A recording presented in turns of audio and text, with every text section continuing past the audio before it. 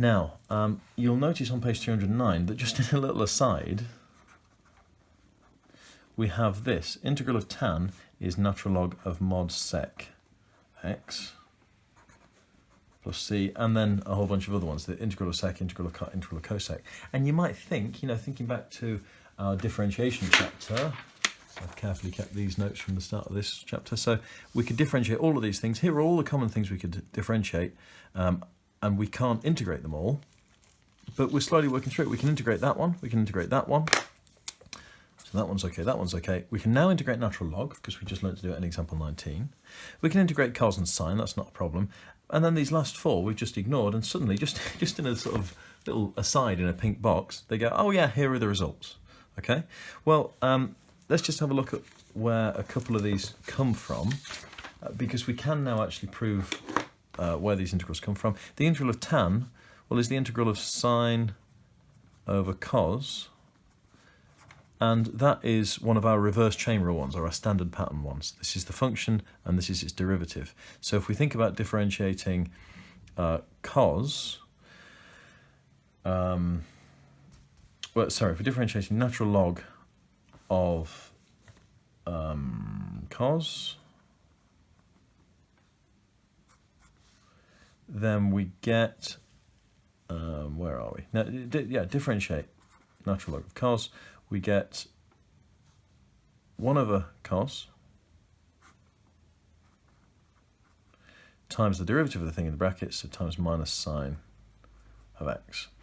And we need to put a minus sign in front of that, and that would change that into a plus sign. Okay, so if we differentiate minus log of cos, I get tan. So the integral of tan, we've just proved, is minus natural log cos x. I'll bung a mod sign in. Well, but we've just been told by the box that it should be natural log of sec. Well, here's the trick. The minus sign comes up here, natural log of cos x to the power of minus 1. And that's where the sec comes from. Okay, so there's the proof for those people that are interested of the integral of tan. We can do the cot the same way. Okay, so we integrate cos x over sine x, and if we do the same thing, we end up with the natural log of mod sine. Oops, let's see. And then the integral of sec. So what have we got here? Well,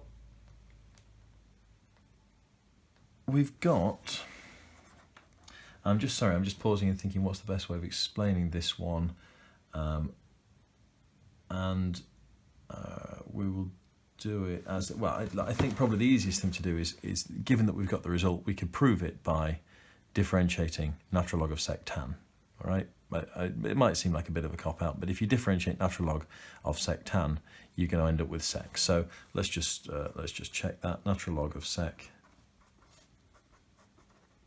Now, if you don't like that, again, I'm sure you can Google this and find other explanations which might suit you more. I'm sure these are well-known results, so there's probably lots of different ways of getting there, but probably the easiest is this. So, and given that this is an aside anyway, we don't need to know these proofs, and we don't actually use these things very often. Let's just do the quick way. So 1 over sec tan, sorry, not sec tan, 1 over sec x plus tan x. Times by the derivative of the thing on the top, so sec differentiates to sec x tan x, and tan differentiates to sec squared. Excuse me.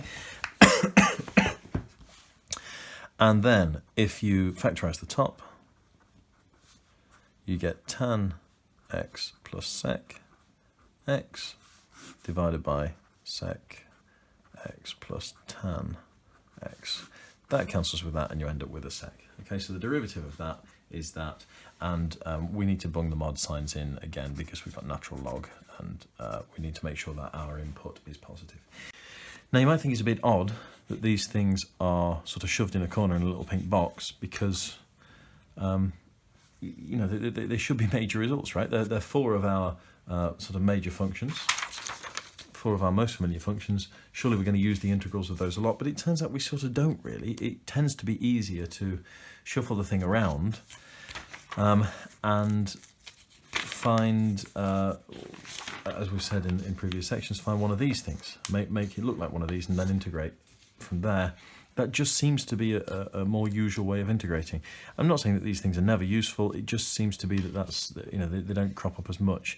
Now that quite possibly is because for most people, most of the experience we get of integrating is to pass exams like the A-level exams, and people that set the exams like the A-level exams don't tend to put these sorts of things on them quite as much. But really, you know, these are their results. They're results that if you learn a certain level of maths, they're familiar and you know them, but they don't seem to be used all that much. Now, possibly meet somebody who's a professional mathematician outside of a school context, and they'll tell you that I'm talking nonsense. These things are used all the time.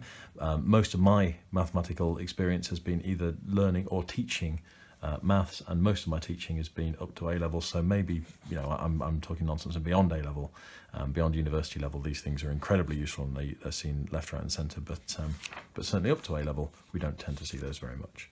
Okay, that's the end of that little aside. Good luck with everything up to 11.6.